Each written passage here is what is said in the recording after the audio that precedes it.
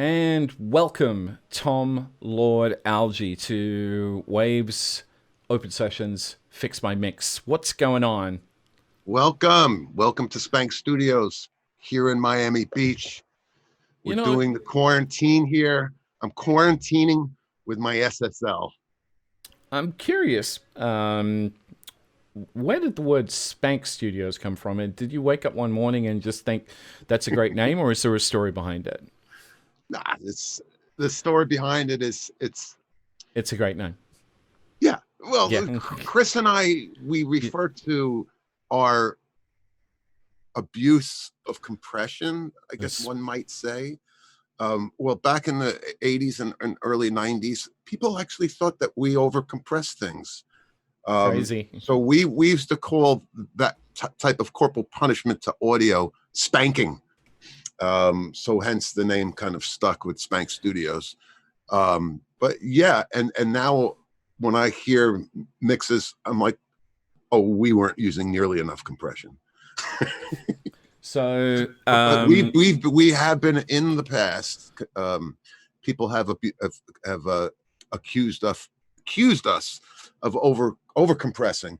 And I remember mixing an album where I actually used to have to put tissue paper over the hardware, over the meters, because the producer would come in and he'd just look at it and go, "That's too much compression." So I did that just so that he would use his ears and not his eyes. Well, that's the main thing, isn't it? It's like it's all about your ears. So this is a Fix Your Mix session. It's not the gear, it's your ears. So this is about we're using a band called the infamous Her. Now, for those of you in viewer land, just so you know what happened, we actually asked for submissions, and we went through hundreds and hundreds of submissions, and this is the one that Tom picked. So, Tom, tell us a bit about the song and why you picked this one out of the submissions, if you wouldn't mind. The infamous Her, Rabbit Hole. I picked the song because I liked the energy.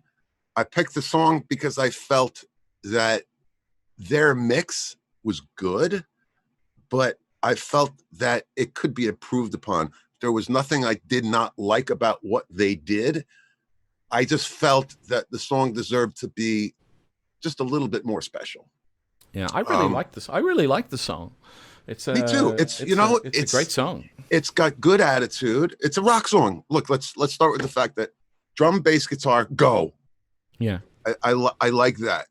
So there's a simplicity to that, and also it gave me a great opportunity to try and make the song expand. It literally, the song is drums, bass, two guitars. It's basically one guitar for 90% or 80% of the song. And in the chorus, a second guitar comes in, one or two synthesizer parts, and a vocal.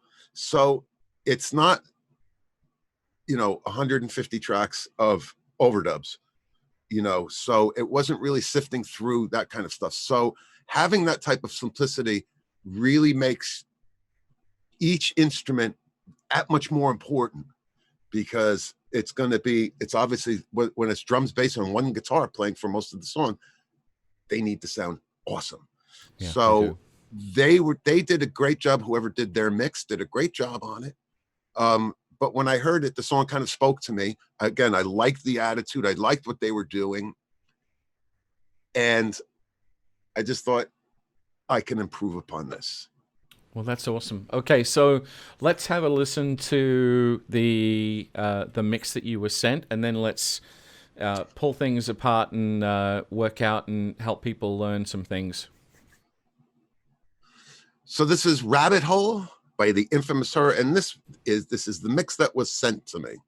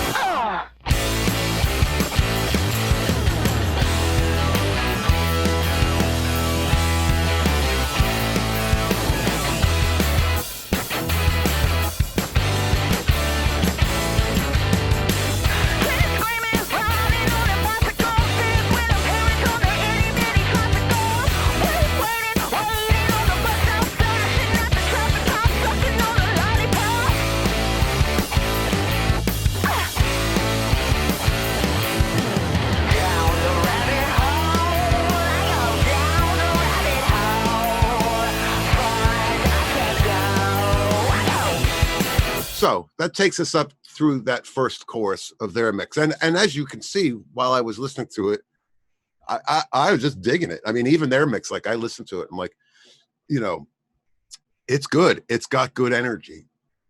Now, what am I hearing in that mix? So when I listened to the song, obviously the first thing I thought of, do I like the song? Yes. So it met that criteria. Okay, so just quickly before we go on, so the one that we just listened to was Brown or Orange, and that was the original mix. We're now listening to Blue, and this is your mix. The A is yours, right? Correct. So we played the B, which is the mix that they sent to me, and now we're going to play my mix. Okay. Here we go. Or first day with the new hands. Here we go. Try again.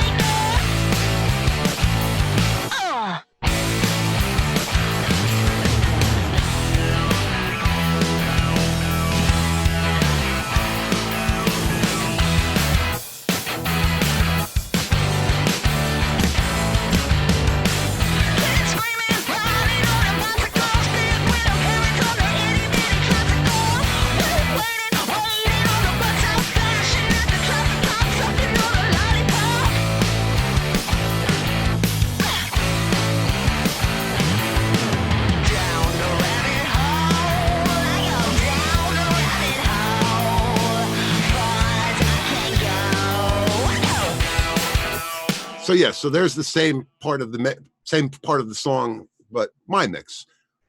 What are the differences? So for my ear, I felt their mix was just a touch boxy in the low mid range. It was getting just a little bit, for my taste, it was just a little bit woolly in that area. So I kind of cleared it out. The other thing for me was I didn't feel that it expanded enough, especially when it gets into that B section and the chorus. I really wanted to hear an expansion, especially in the guitars. I wanted to hear a big left right, and that's basically what I did. Yeah, I kind of heard that the guitars spread out a lot more in that version. So it's can we you want to take us behind the scenes and show us what you did so we can dig around a bit? Sure. Yeah. Let's dig in the dirt. Let's dig in the dirt. So as any of my mixes or any mix pretty much, let's go right to the beginning. It all starts with the drum set. Okay. It all starts with the drums. So again, I've soloed the whole drum set here, and I'm going to play that for you. So first and foremost, so one of the things that I saw that they were doing on this mix, in their session, was they were using this SSL channel, which is probably one of my all-time favorite plugins. And I have a console full of them. And they were really clamping down using the gate and the expander, really clamping down on the drums, so that it made them slightly. It didn't have much sustain, but to be quite honest, and in their defense, the drums on this particular song needed a bit of work, especially the snare drum. If I solo this close mic snare drum, it's going to be nasty. It's nasty. And I did the best that I could with it to get it to sound great, but sometimes you can only go so far. So what I've actually ended up doing, so there's the top mic, here's the top and the bottom. So to be quite honest, I'm really just using those microphones. They just add a little bit of body into the sounds that I have. So in their session, they had a sample on there. This is actually from their session, which is, so they use this plugin to trigger a sample. And again, it was just that Ludwig top mic. The only difference that I did is I took their sample and I flipped it into stereo. They had it in mono in their session. I flipped it into stereo so that it gave a wider imaging and raised the level of the overhead mics, just to give it some stereo imaging of that snare drum. And again, this is, you all can steal the snare drum. It's stock. It's not, it's not one of my special samples that, ooh, I don't want anybody to have this, so again, that goes into, again, the SSL channel, which gets a little bit of spank on it. But most importantly, first and foremost, for those of you familiar with my mixing style, is I create my drum triggers. So my drum trigger tracks, which I'm going to highlight and make larger for you. The drum trigger tracks, what they do and what they are, as you can see, they're totally 100% clean little blips of the actual hits of the bass drum, or the foot, I call it the foot, and the snare drum. Okay, so what I've done is I've created a trigger track that's sample accurate, and then I've checked it to make sure that I didn't miss any hits. So how I check it is I have this trigger track trigger a gate that I have in duck mode. So basically what it does is every time it sees the trigger, it ducks the audio. So basically when you're listening to verify the track, if you hear a snare drum, it's not in the trigger track. So then you just basically, I create the trigger track, I verify it, and if I've missed a couple of hits, I'll go in and check them. And normally, like on this particular song, the only ones that I missed would have been these little press rolls right here.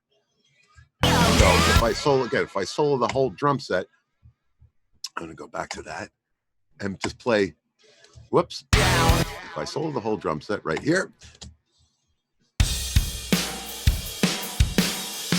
So it's just a little stick drag right there. So those were missed, and you can see I just placed those in by hand.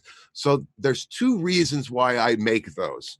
One, because if I'm working on somebody's song and I'm going to either add drum samples, or exchange drum sounds, I need to be 100% positive that the trigger tracks and what I'm triggering is perfect.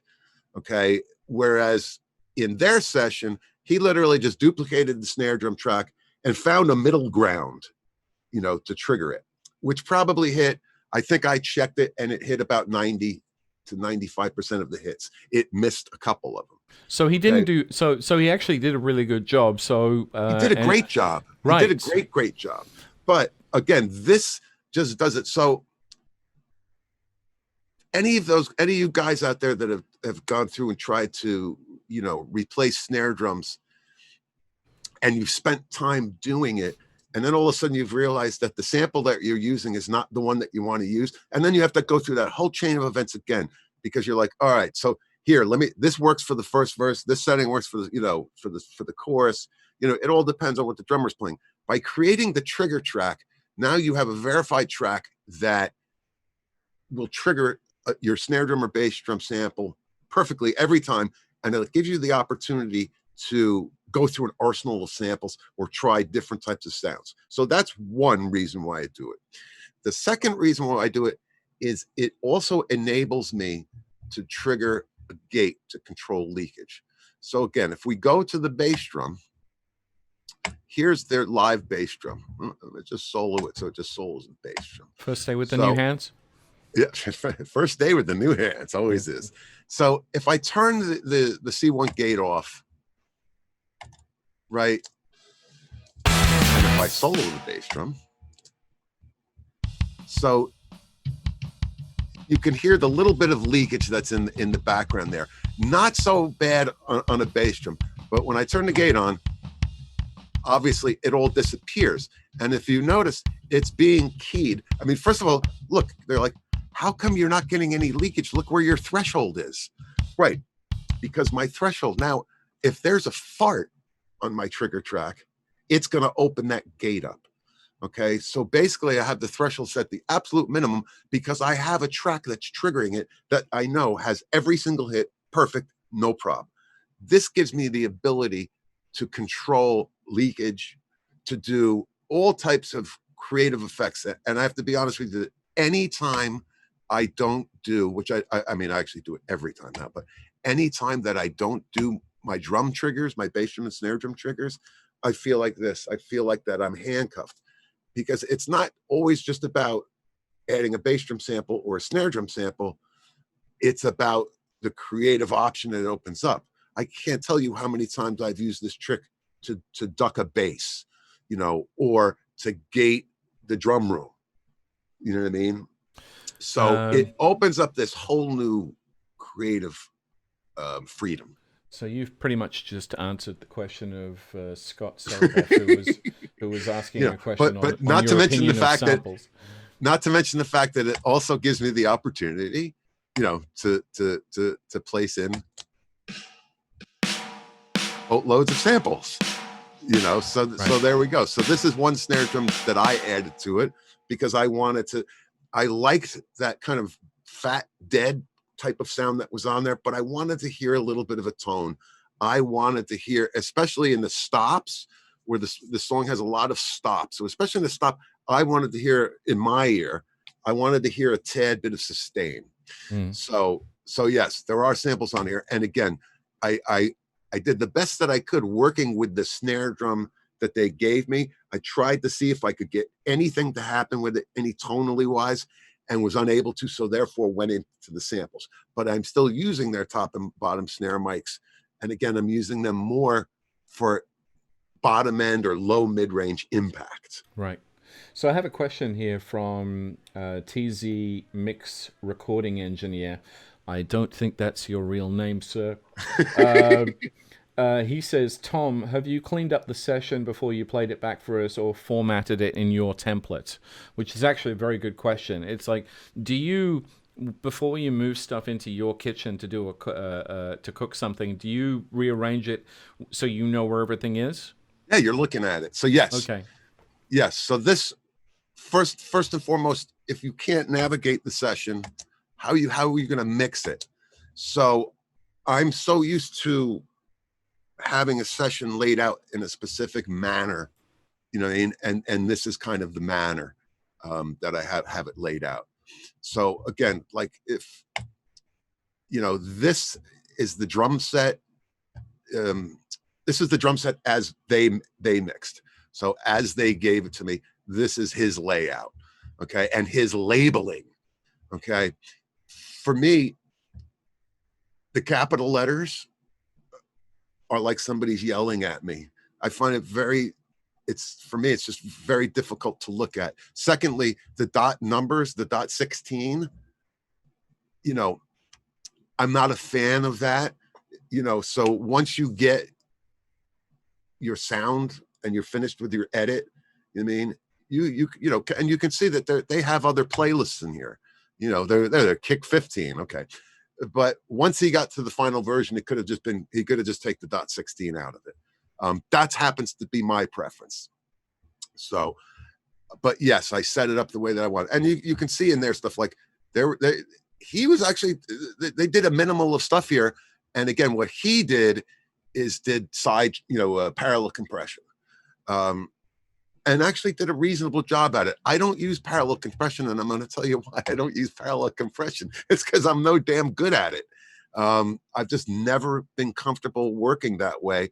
So again, I just mash and spank the bejesus out of the individual audio tracks until I get the sound that I'm looking for. So generally, by the time I get my sound, when I go to parallel compress, it's just way too over the top. So I have a question here from Scott Davis, and he says, "Can you discuss sidechain compression? Do you use that?"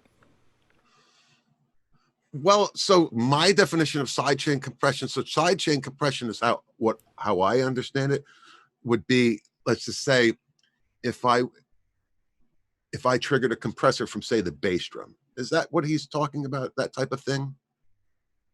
Probably. Yes. So I mean, again, there's certain tracks that I've worked on, more kind of pop rocky stuff, where sometimes you have to duck the bass on the downbeat, or on the bass drum, because generally the bass drum either has a sustain and it creates a wobble. So yeah, I have done that, and obviously sometimes in the past, I would do sidechain compression, like off of a hi-hat, maybe triggering, so it does a vibrating thing with the guitar. But again, it's all dependent on the audio source. On this thing, there is no sidechain compression. So let's talk about because some of the three main areas, and I know that this is probably three of the main instruments in the song. The three main areas that I think that there's a difference in the mix is the drums, the guitar, and the vocals. What did you do? There's only one other instrument. Yeah. And I didn't mention it because we've already talked about it. So you got me.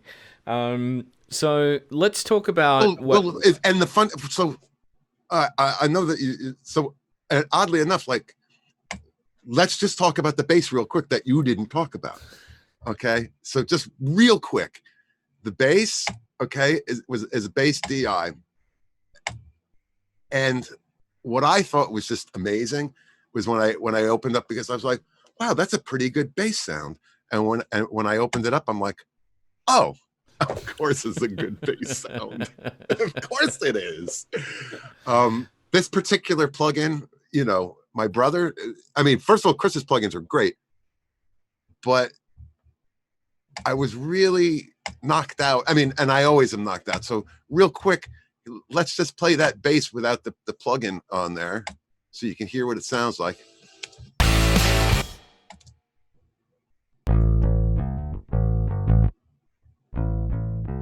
And then if we play that same chord again with the plugin, I mean, it immediately puts a vibe on it. And then for me, of course, that not being enough, then I just... You had to spank it. Yeah, so I mean, all I did was I duplicated the audio and then ran it through, this amps, the amp plugin. Again, just to add some distortion and fuzz, which is great. And then, because in some spots, I didn't feel fuzz was enough. You can see, like, right. Yes, I get 36 dB into the amplifier is pretty good. So here's the, but this, and it actually, what I did here creates a thing at that moment of the song.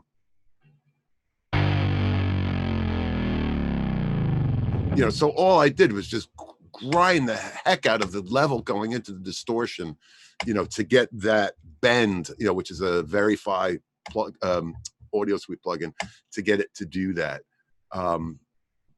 But yeah, it's very cool. So there's a question here while we're dealing with spanking guitars. Howie Spangler says, how do I get loud guitars and drums without burying the vocals? He's having trouble with a pop funk mix. He also mentioned horns, but I don't think there are any horns in this mix. Yeah. So the question is, how do I get drums and guitar to sound loud and aggressive without burying the vocal? Yes. Make the song an instrumental. Oh, well, there you go, Howie.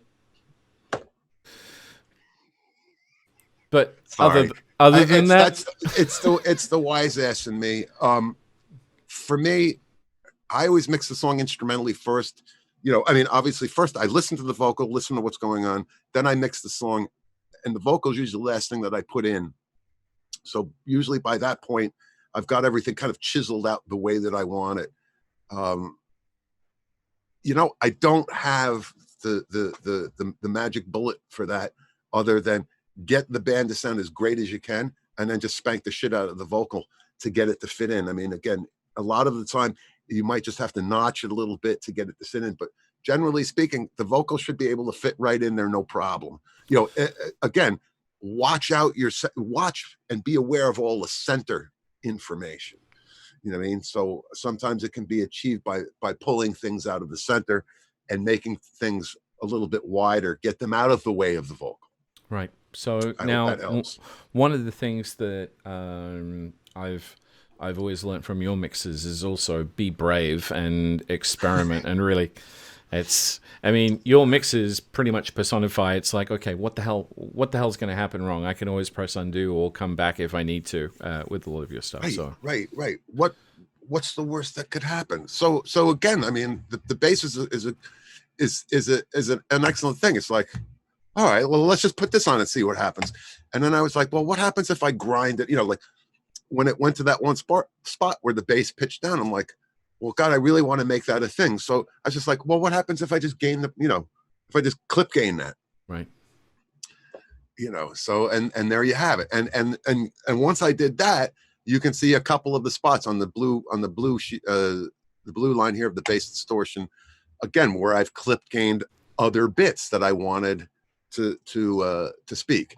So Right. the other thing that you may have noticed is all the edits that are in here. So first, excuse me, first Coffee when I makes you put gassy. yes, Yeah. it's the coffee making me burp. First, I knew in my head as I was working on this when I worked on the bass, I knew that I was going to add that distortion in there, and the distortion was adding a lot of noise when he's not playing. So I went through and cleaned it out. Secondly, unfortunately, and it's not unusual, there were bad edits. You know what I mean? So I had to go through and clear out some of the bad edits. When you say bad edits, can you elaborate on that? Because Sure can. Sure can. Let's see if we can give you a demonstration here. So let me play this right here. So this is the DI bass.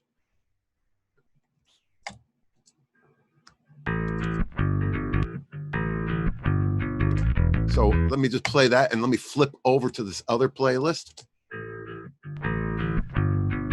Okay. So turn your speakers down just a bit if you don't mind. We're getting some bleed. Yeah. So right here, you're going to hear 2 clicks. Okay. And they're just bad edits. Okay. So there's the one with the bad edit. And then here's with the fix. So, and again, they were just what they were they were just, they were probably an edit that didn't have a crossfade. And this is nothing that's unusual. It happens all the time. I understand completely. And it's part of my job, you know, as a mixer, it's part of my job to sort those things out.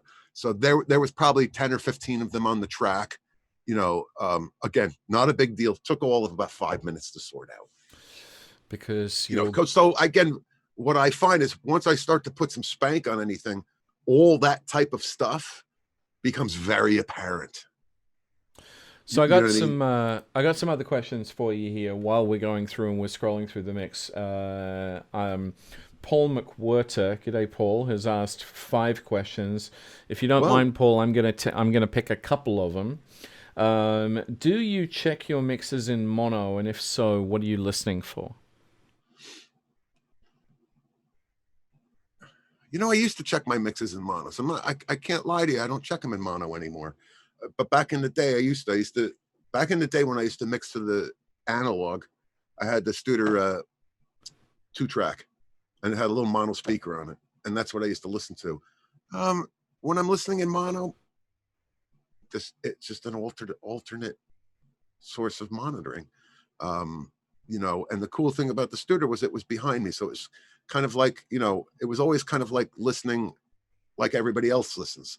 Nobody sits in front of speakers and, you know, I mean, not a lot of people sit in front of speakers and critically listen. These headphones, headphones, the ones that come with the phone, a lot of the time are how people listen. They either use headphones or they just listen through speakers. But no, I don't really listen to mono anymore, you know. And again, I have 3 sets of monitors in my room that I use, you know, the CLA 10s, the Barefoots, and the IK iLouds.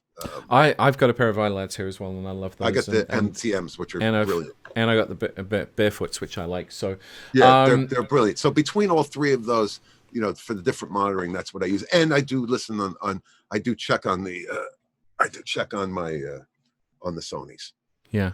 These are great headphones. They are great headphones. So the second question, which I'm going to pick from him, is Are there any advice you could give on balancing the kick and the bass guitar to enhance the low end, or was that kind of answered with the triggering? Well, yeah. So I mean, again, the creating your bass drum trigger track will help you to, if you need to reduce some of the sustain, because sometimes it creates a wobble with the note that the bass drum is playing and the note that the bass is playing. But yeah, the trick is there's a here. Let me just show it to you. So the trick is particularly, you see this right here? That adds low frequency. God, I'm such a sarcastic bastard. Just add some bottom end. So what I try to do is I try to find where's the energy in the bass drum, around what frequency, and that's the frequency that I add. So, and this one I'm pretty subtle. I was only adding 6 dB at 50. But don't be afraid. Don't be afraid to give it the juice. Let's see what we did on the bass drum sample. Oh, the bass drum sample already had some good thud, so I really didn't add much. And then on the bass drum room sample, again, I'm adding a 6 dB, roughly a little bit lower than that. But don't be afraid to give it the business. The SSL EQ goes to plus 15 for a reason. Yeah. Because if that's not enough, you just put another one on. So I've noticed that in all your SSLs that I've seen so far, all your SSLs have analog as off. Do you ever leave a couple of the analogs on? Can you tell me what the analog does? I can, Okay. but it's like it's the artifacts. It's like kind of like it's like the circuitry of the boards of running through the actual hardware. Okay. That's the simplest version. Right. So equalization wise, it doesn't change the sound of the equalization, correct? No. Okay. It doesn't change the sound of the compression? Nope. Okay. Doesn't change the way the expander works? I'm thinking that you're asking me trick questions now. No, look, I have to be honest, I've never discussed with you guys That's fine. what the analog does. I know what the analog does. Yeah. It adds analog noise. Yeah. It basically adds the noise that the console makes. So the artifacts. But it's not like, it's like analog tape. No, it doesn't sound anything like your phone alert, which is a train, which I'd like you to mute if you can. Right. Please. So while you're muting your phone, and I am muting the phone, but it's just so you know that it's my mother, so she's probably watching. my 90-year-old mom. Hello, mom. Hi, mom. I miss you, mom. I miss you. I can't wait to see you, mom. So yeah, look. This session had all the analog buttons turned on. Okay. And I thank you for the Waves guys and the guys over tech support at Waves to now when you open a Waves plugin, analog is defaulted to off. It saves me a lot of time in having to go through and turn it off because look, you want it. Sometimes you want that. Yeah. For me, when I'm using sometimes 30 and 40 of those plugins on a mix, you know what I mean? Again, it just adds extra noise that I don't want. It's my particular flavor. I don't want the analog noise. That's one of the beautiful things I love about plugins is everybody. It's like an artist with paint colors. Everybody has a different choice of palette, and you can use the same colors and the same plugins and come up with something completely different just because of the way you use them. Again, so I mean, on it's the same with this plugin here. Love this one. Which is, come on, who doesn't love this? This plugin is awesome. Yeah, it's great. And if the great thing is now in plugins, I can use like 100 of them if I wanted to. Thank God I don't need 100 consoles. So I'm noticing you like the APIs as well. Well, I've always been a fan of it. On this particular song, what did I use the API on? I know that I used it. I think I used it. Let me see. It popped up somewhere really early on. It did pop up. I think. Oh, it was on the vocal. Yeah, it was on the vocal. Right. So I when I worked at South Beach Studios, they had a rack of these. I always, for some reason, really liked this 560 graphic. I always really liked it. So on this particular song, look at that. Huh? Hello, brother. Hello, brother. This is actually their setting. Aside from, I think I added just a touch more at the top, but this is their vocal distortion on this song. And so part of being a mixer is knowing when good is good. You know what I mean? So obviously when I take this off, the vocal is clean. It doesn't have the grind. So again, Chris really did a great job with this plugin, and I use this plugin all the time. It's great to do this grindy stuff. But I wanted to hear more spit and more top end in her voice. I wanted to be just a tad bit more aggro. So literally, you can see, like, look at what I'm doing. It's like, boy, that's pretty aggressive. But remember, it's going in to the distortion. Let's just give that a quick listen and see what that's doing.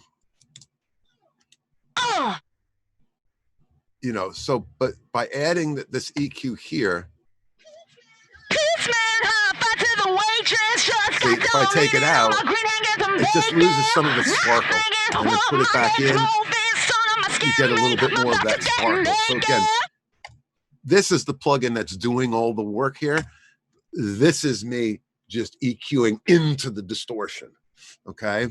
And then after that, again, so after that, we go into the finishing, basically the finishing part. So now you'll notice on this, I'm using the expander. So, so I'm rolling off any of that ultra top end from the distortion, because I didn't want it to be too, anything above the 12K, I didn't want to hear, which is probably not there anyway.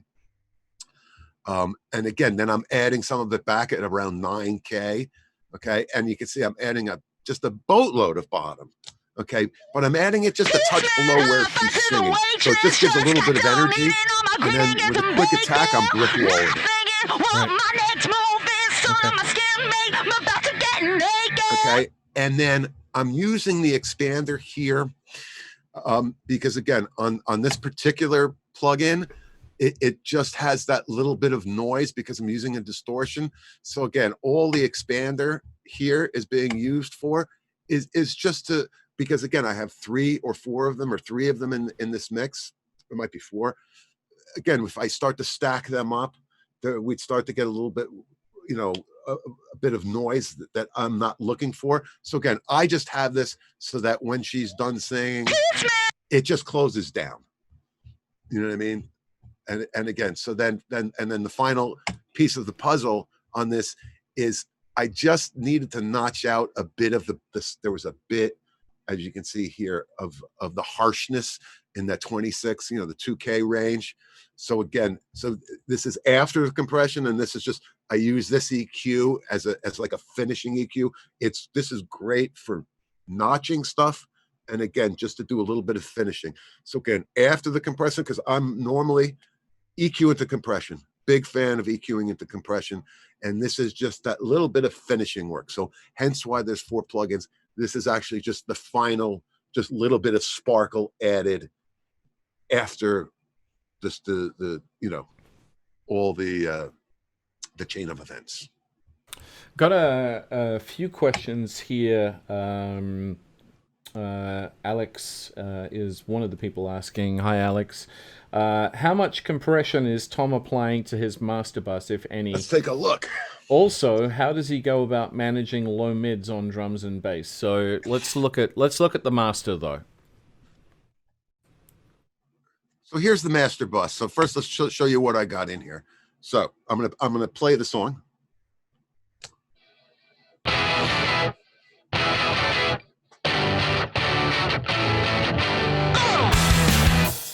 So this is the exact same setting that I use on my console. Okay, so literally it's the exact same setting I use on my console. So can't hear you. You're gonna have to press stop. Of course, I can't talk over the music. Of course, I can't talk over the music. This is the exact same setting that I use on the console. Literally, it's the same exact setting. It's the great setting. The auto release on this plugin is awesome. So I'm always looking to bang between 4 and 8. 4 and 8 dB of compression at 4 to 1. Okay, so that's the starting point. And then this little gem right here, just to grab the transient peaks. Okay, so this I'm just using just to catch any overs, pretty much. And then the rest of the chain events here are for our technical work here. So Right. this is obviously, this is the enables me to A/B between the mix and the rough mix. Okay, and then the last one on here is just so I can send. This is how you're all hearing it. Okay, Yeah, by that particular plugin. That plugin's coming to me, and then from me out to you guys. So That's right.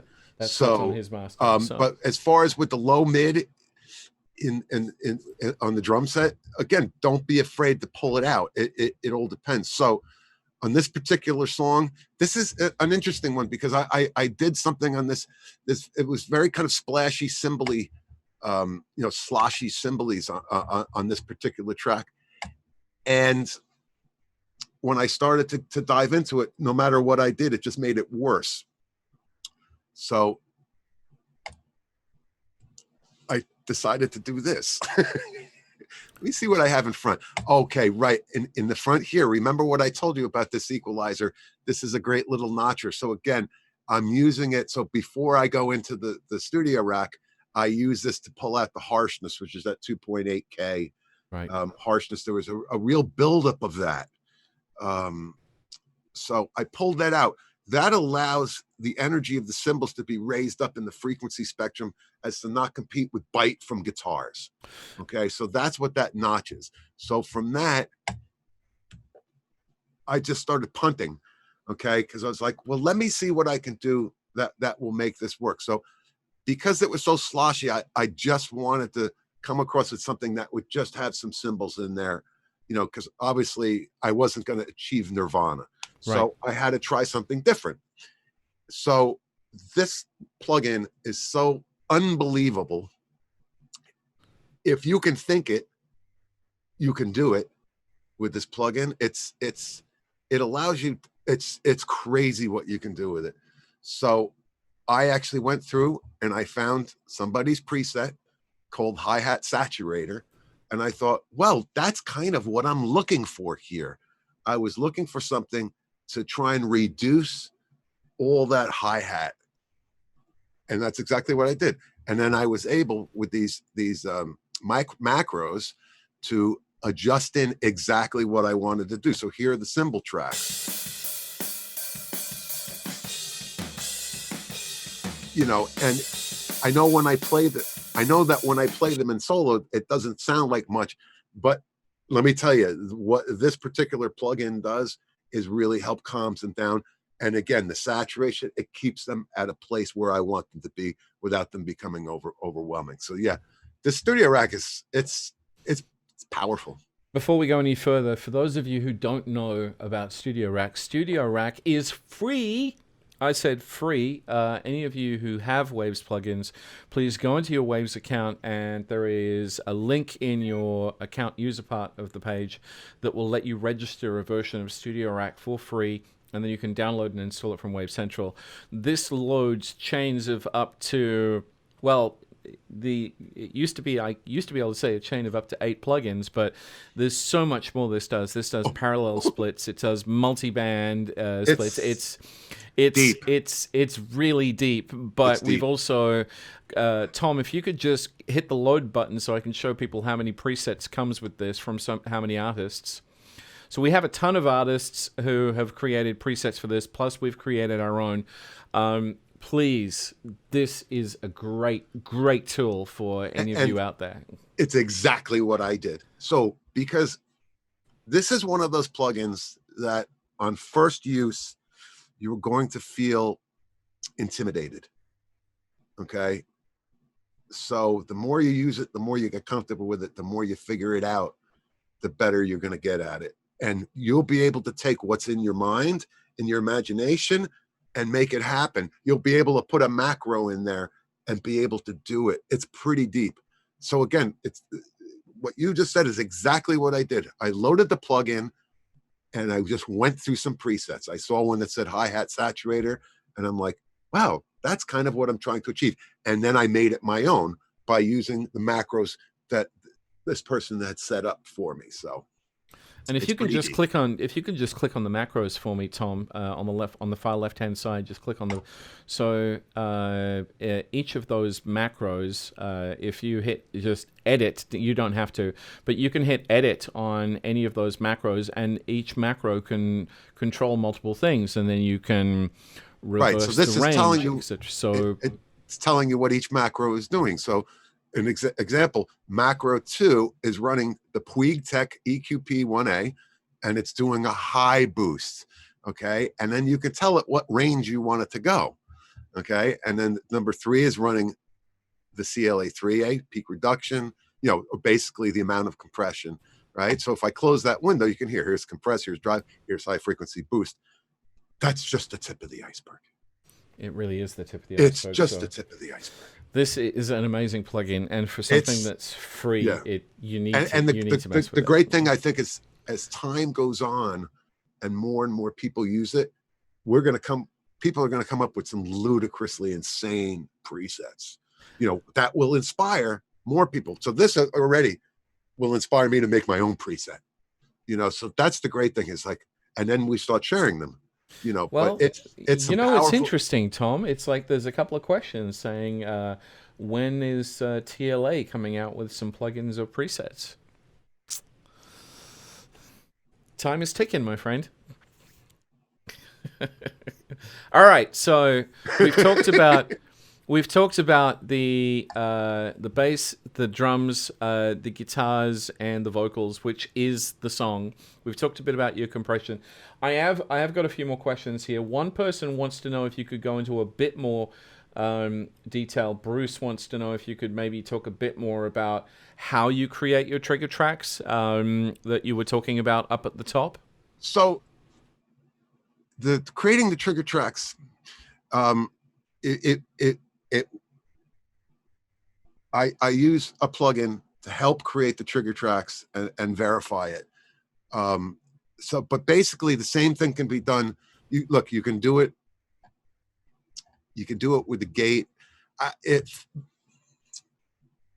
I don't feel that it's fair that I speak about another manufacturer's plugin while I'm on a Waves thing. So to create my trigger tracks, I have to use somebody else's plugin.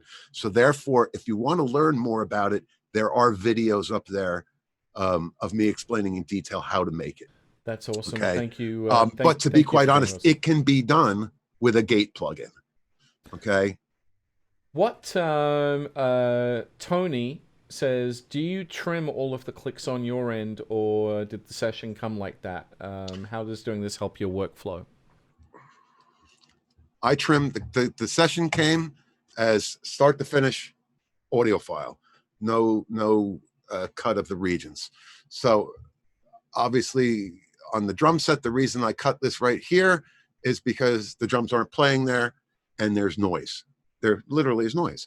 And again, the same with the bass, not to mention fixing some clicks and pops, and the same with the guitar. So at the very beginning of the song, let's play the very beginning of the song. Okay, so I'm going to do it one more time because I had my speakers on.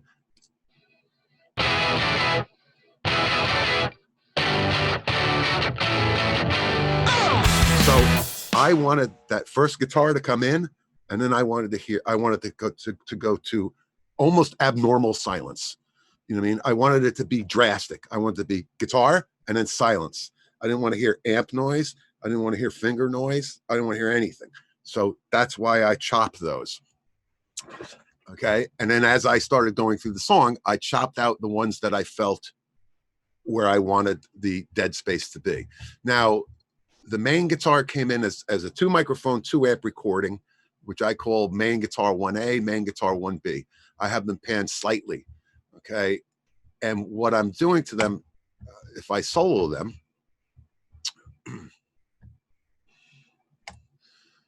so I actually, even though they're panned slightly, I'm using this Abbey Road TG mastering chain to add just a little notch of mid-range, but more so I'm using the spreader feature.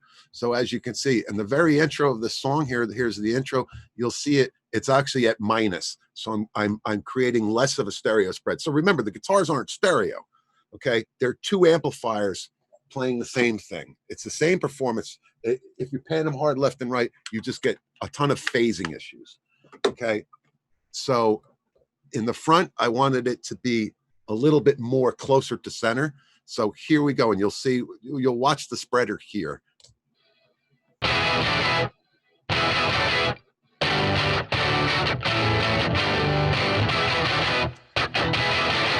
Right? And so did you hear that? You heard the guitar all of a sudden become visibly wider.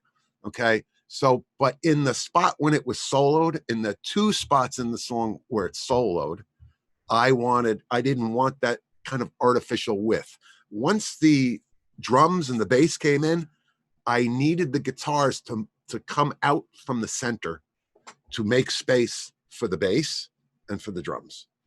Okay, and that was my fix all for that. So again, going back to how it came to me, it came in as straight audio passes all the way through, audio channels or regions. Okay, and then rather than do automation or anything like that, I created a chorus section. I just dragged the regions down to another set of channels and created another set of channels. Okay, so, and it would be these channels here. So, and let's enlarge them a little bit. I'll make them so they're slightly bigger view. So for those of you that are keeping track, you're going to be going, well, hang on a second, Tom. You said there was only one main track of guitars. There was. There's not anymore. The cool thing is music is repetition. Okay. And this was a performance. So it's not like he played one chorus and it was pasted everywhere. Every chorus was played separately. So all I did was flew the second chorus to the first chorus, third chorus to the second chorus, first chorus. So I created a double track. So when the chorus comes in, now I have glorious stereo, big, wide stereo. And yeah, and that's why I did it, because I felt, again, when I listened to this mix, I really liked the song, and I just wanted that chorus to just scream. I really wanted it to You wanted I just wanted it to be big. So I'm going to just shut the vocal off for a second. Okay. And I'm going to play it just from this B section, and it will play into the chorus, and you can hear the kind of expansion. So now, having said that, there also is a Les Paul that comes in and plays in the B sections and the choruses. I actually think I flew it into the first B section. It wasn't there originally. And again, that comes in on the left side.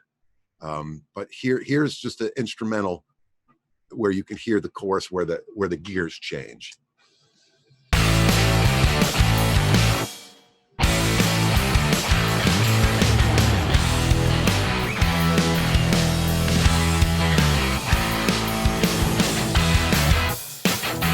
So again, it allowed me to make that chorus expand, in the stereo field, to really make it expand. So again, music is repetition. It's not that difficult to do it. So now, I don't know whether the band is going to dig that or not, but I would assume that they would. And again, I did the same thing on the Les Paul track. Again, I kept it panned left. I liked it on the left, and actually on the double track, I have the double track that I created on the left at a slightly lower volume. Okay, but I still wanted that to have that double track. And then again, there was a couple of spots in the Les Paul where he does stuff like this, that I was just like, oh, well, let me just double those two, again, just to make a bigger deal out of them. No, sounds amazing. So I've got a question here from Bjorn Eriksson. He goes, hello, Tom. Are you doing any loudness consideration on mixdown, or is it left to the mastering stage? I always leave room for mastering. I try, obviously I have to get it as loud as I possibly can. So normally that's the limitation of what the level of my console is willing to spit out. And the good news is my console can spit out very loud audio. But no, in this particular situation, I spent a minute to get it as loud as their rough mix. So it was important to me that they were the same level. But no, normally I'm not a mastering engineer. I don't prepare to pretend to be one. I leave that to the pros, because the mastering engineer just makes my mix sound better. That's yeah, that's what they do. So Trent Rhodes asks, can you talk a bit about how you achieve clarity in the mix besides subtractive EQ and stereo placement? I'm not a big subtraction EQ guy. I subtract EQ when it's trouble spots. I've always been more of a add EQ guy. So like when I always sit down at the console, whenever I do, I never listen and think, oh God, we need to pull some of that out. I always go, oh no, it needs more top end. So that's kind of how I've always approached it. And again, what you've seen in the subtraction area of my mixes, this on this particular mix, are usually just trouble spots. Again, usually it's that harshness in the cymbals, or the harshness in the vocal. But again, I achieve clarity literally by just compression and a shit ton of top end. If you think it's bright enough, it's not. So when it comes to a mix like this, and I've asked your brother this question many times over the years when we've done masterclasses, so I'm going to ask you because I haven't done as many with you, my friend. How long do you usually spend on a song before you walk away and give your ears a bit of a rest? I walk away when I'm tired. Okay. I mean, I walk away when I'm tired. I mean, one thing that I found is it's about getting in that rhythm, getting in the rhythm. So it's about finding the plugins, finding the workflow that helps you to work in a creative manner. I try to work, hence the layout of my sessions. It's done very specifically so that I'm setting myself up to be creative. I want to be creative and I don't want to be a slave to technology. So I'm always trying to do whatever I can to keep my mind creative and not have to worry about all these other things. So, and again, generally, if I get stuck on something, then that's usually the tip that I should take a break. Like if I'm spending more than 20 minutes on something, that's not like, if I'm just stuck on can't get a sound, then I need to walk away. The overheads are a great example. I spent probably 15 or 20 minutes screwing around with them with how I normally would. And then I said, okay, I need to rethink this. And then so the creative juices were already there. And I started walking down roads I normally wouldn't have walked down and found something that worked. And that's the great thing about mixing is that never ends and it never changes. Like all of a sudden you'll get a little something in your brain and you'll start doing something that you normally wouldn't do. And that's a lot of times where you can get magic to happen or come up with something really unique. It's not about the gear, it's about the ear. It's not exactly. Okay, so you've done this mix, and there are one of the things I love about your mixes is you have a very very signature sound. If you think back over your vast catalog, are there any songs or memories or albums that you've mixed that you look back on and think that was a defining moment in my mixing career? Yeah, sure. Can you share? Sure. Well, so I think that the album Live Throwing Copper, Right. you know, um, that particular album really resonated amongst musicians, um, and people in the musical community. For some reason, you know, everybody really liked the way that record sounded. Sounds amazing. Um, I mean, I I mix the record and then I walk away from it. The only time I would hear it again is if it was on the radio. Um, but I listened to that record and I knew what I started with. So when I listened to that, I was like, wow, that was a pretty good state of mind I was in, because that was a pretty bad recording. Um, that was a very bad recording, In but what somehow way? it's just a bad recording. It was an analog recording that wasn't recorded well. Mm. It wasn't recorded well. Um, but somehow I was able to pull it off. I mean, one of the great things was the room that I was mixing in Lake Geneva, Wisconsin. It had a great live room. So I mean, a lot of the ambience, and especially the drum ambience, was me sending the drums out to the studio and remiking, creating a new room. Chad Grace he's an amazing drummer. He's difficult to record. I've recorded him on numerous occasions, and he's a difficult drummer to record. He's very heavy with the hi-hat and heavy with the cymbals. So that was one of the issues with that record, a lot of the hi-hats and cymbals. But that album, at that particular point in my career, I was just kind of turning the page from mixing adult contemporary stuff, moving into, the kind of rock and the emo stuff. Right. So that album obviously was huge. I mean, literally the album I did before that was Crash Test Dummies, God Shuffled His Feet. Which is So another, really, to me, would be a defining moment yeah, in so I mean, history, because that those was an two amazing album too. yeah, I mean, those two records in particular were defining it. But we can go all the way back. I mean, obviously Steve Winwood back in the High Life album, very early in my career, was pretty much where I got to learn a lot about recording and mixing on Winwood's dime. Yeah. First album I ever recorded live drums on, back in the High Life album. Didn't you work with Jimmy Braylauer on that one as well? I did. Wasn't. Yeah, Jimmy the that's what I Bee. thought. Yeah, Jimmy the Bee. Jimmy the Bee's awesome. Love that guy. He's a good human being. He's awesome. You're both good human beings. So He's awesome. How did you come about? I mean, how did that job come around for that project? Right. So Chris and I were staff engineers at Unique Recording. Well, first Chris was staff engineer at Unique Recording. In 1984, I stopped doing live sound, and Chris recommended I come and work at the studio. So I came up and worked at the studio. I assisted Chris. I was his assistant for a couple of weeks, before he started throwing me my own sessions. This project came along. They hired Chris for it. But Chris was starting to focus his energies on mixing and didn't want to be stuck recording an album for months, which this was going to be. It was going to be a good 6 or 7 months. I spent 8 months on it, recording that album. But Chris recommended me to do the recording, and then he would mix it. Oops.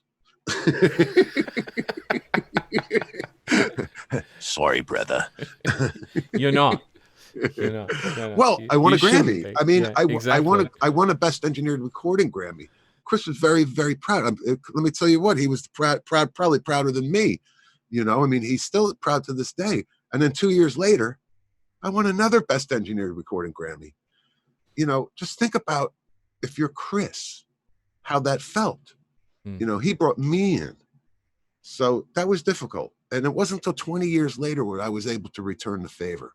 Yeah. When I was hired to mix an album in Miami Beach, months before the mixing started, they scheduled me in, because I was booked, months and months in advance. So 2 weeks before the album, before they were coming down to mix the album, I got a call from the producer, and he said, "Plans have changed. We can't come to Miami Beach. Would you consider coming to Los Angeles?" And I said, "Well, do you want my best mixes?" And he said, "Of course we want your best mixes." And I said, "You need to come to Miami Beach." And they said, "We can't." And I said, "I know a guy." And I recommended Chris. Yeah. And you know what that album was? Green Day? American Idiot. Yeah. Yeah. And Chris killed it. Won his first Grammy. Yeah, he did. Killed it. I listened to that record and go, oh, thank God I didn't mix it. It was so meant for Chris. It was so perfect.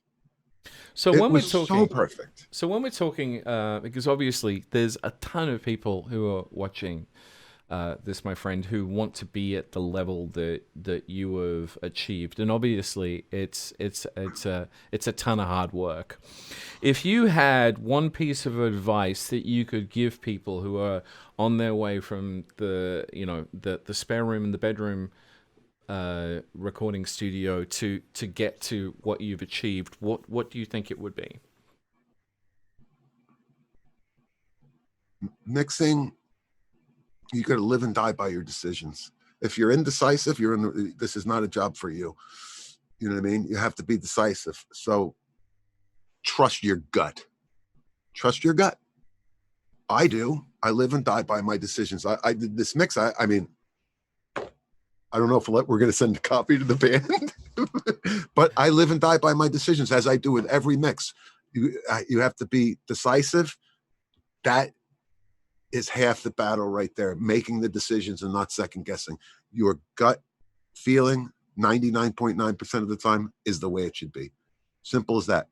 And to everybody out there, the more you mix, the better you get. Okay, so mix your meal, mix your beans eat your beans at every meal. No, so mix every day, mix tracks, mix for your friends, hang around musicians, hang around bands, beg, borrow, steal, learn the craft, mix, mix, mix, be creative. It's not the gear, it's your ear. Okay, remember, we're making music, we're trying to create vibe.